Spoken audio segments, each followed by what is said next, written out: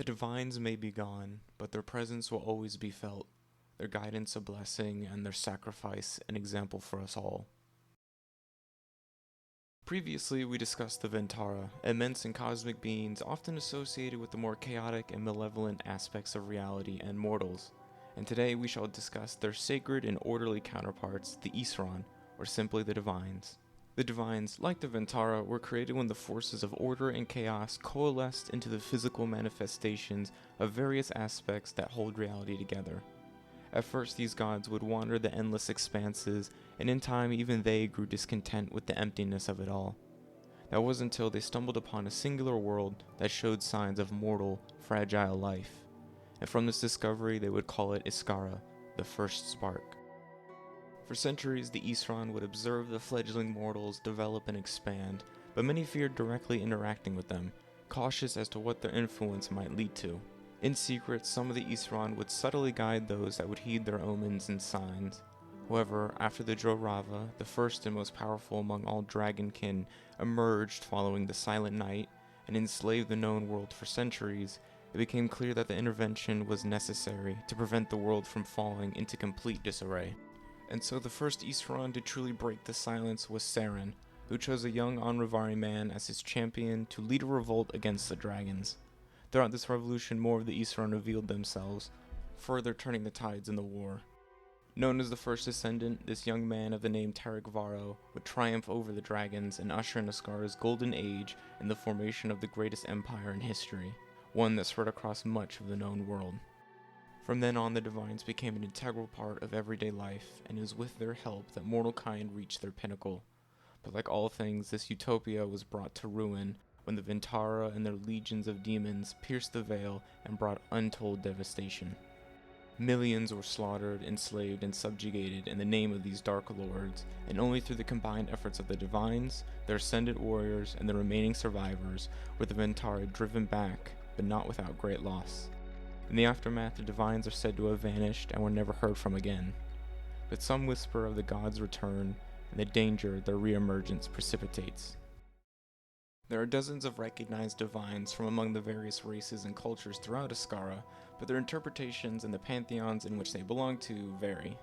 And unfortunately, due to their absence, many records, depictions, and stories of the Isran have been lost to time. Among the Isran, most showed particular favorship to one among the various Iskaran species, while others sought to aid them all. So to start, we'll cover the more widely worshipped deities, and then address those that focus their attention. Lord of the Arcane, master of mystical arts, and curator of spells, Magni is the god of magic, alchemy, scholarship, and knowledge. As one might expect, Magni is often worshipped by mages, scholars, and any who wish to better understand the world. Given his spheres of influence, he has become the patron deity of the Circle of Arcanum, a guild dedicated to all things arcane in nature. His artifact, a coveted item of the Circle, is simply known as the Tome of Magni, and within are various spells most mages could only dream of properly casting, which is why the Circle goes to great lengths to ensure only those with adequate skill are permitted to even read it. And although no one has set foot in Magni's realm, many speculate that it is a place radiating with pure arcana, the energy and source of magic. The Dreamweaver, Master of Fate, and Messenger of New Dawns, Onium is the Isran of dreams, hope, and time. Compared to the other Isran, Onium is one of the lesser known or documented deities, though after his disappearance along with his kin, many expected Baal, god of nightmares, to grow immensely in power. However, no noticeable change in the dreams of mortals was recorded, spawning numerous theories as to the true nature of dreams. The artifact belonging to Onium is a Lightbringer, a powerful staff said to be capable of shining as bright as any star. In similar legends, the staff is said to be particularly useful when traversing the darkness of the void and dealing with its unwelcoming denizens. Given the unexpected stability of dreams following the incursion, many suspect that either Onium's realm is somehow detached from the source of dreams, or he is alive and actively working to maintain that stability. But the latter begs the question, if Onium is alive, why does he not make himself known once again? The Golden Lady and the Divine Dealer, Mora is the goddess of commerce, trade, currency, and labor.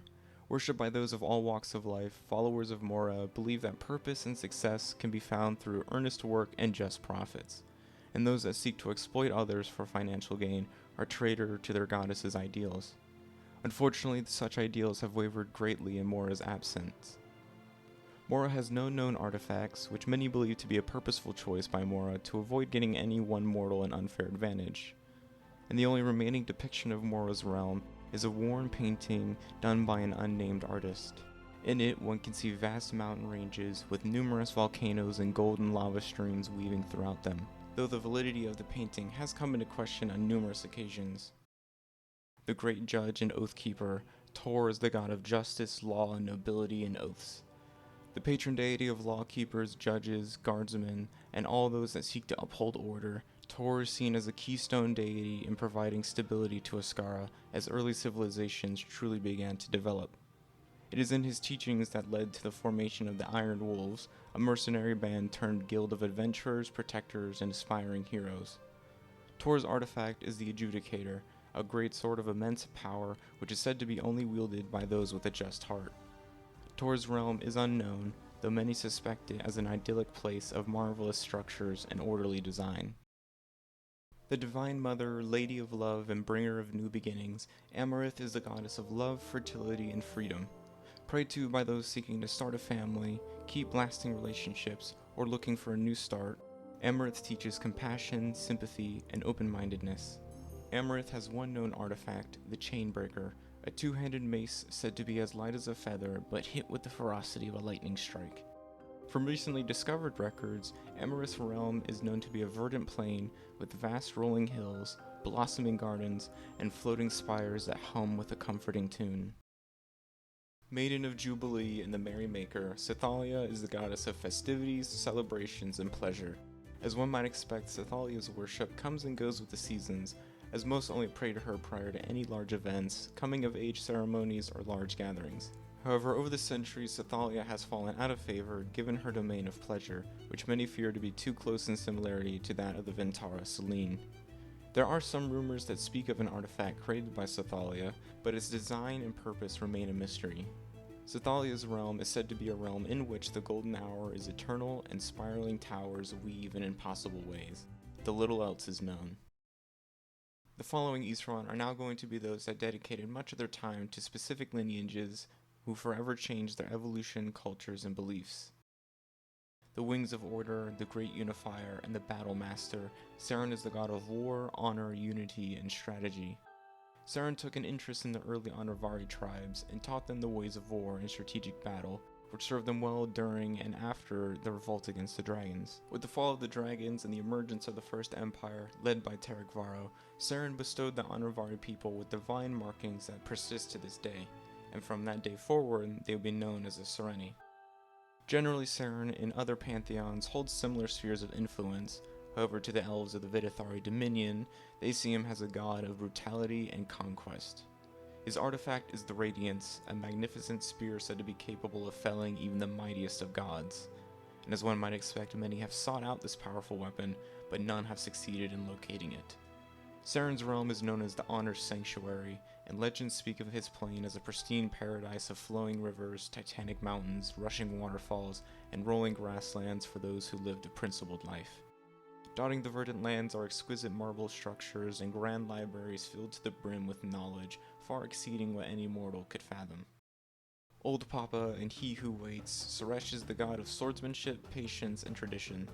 Mostly associated with the Ankari peoples, Suresh can be seen in several pantheons spanning the known world, with most interpreting the god as the embodiment of duels, war, and resolve. However, the Sarkosh, who have crossed blades with the Ankari on numerous occasions, see him as the god of cruelty and destruction. There's only one known artifact associated with Suresh, known as the Everblades. A pair of Khopesh is said to be so sharp that in the right hands, the blade could cut through reality itself.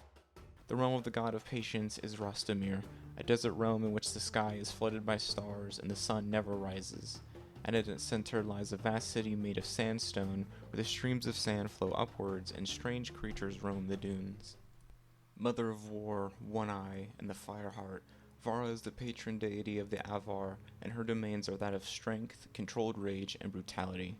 Considered a bit of an oddity among the Isran given her spheres of influence, Vara is typically depicted in a more negative light outside of Avar territories. But Avar legends would argue that Vara only sought to strengthen the peoples of Iskara, so that they would stand ready to combat the many dangers of reality, and only the Avar would listen. Her artifacts include the Winter's Might and the Tempered Fury. The Might is a warhammer capable of producing shockwaves of jagged ice with every strike, and the Fury is a pair of gauntlets that drastically enhance the wearer's strength. Vara's realm in Avar legends is said to be a daunting place in which one must pass numerous tests before they may enter the Champion's Hall, where one may feast, duel, and drink for eternity. And that concludes the first look of the Isran of Iskara. Join me for the next part where we'll continue to discuss another selection of the sacred and honor-bound. Thank you for taking the time to watch this video, and feel free to like, subscribe, and comment any of your ideas, suggestions, or feedback down below. Take care, and happy world building.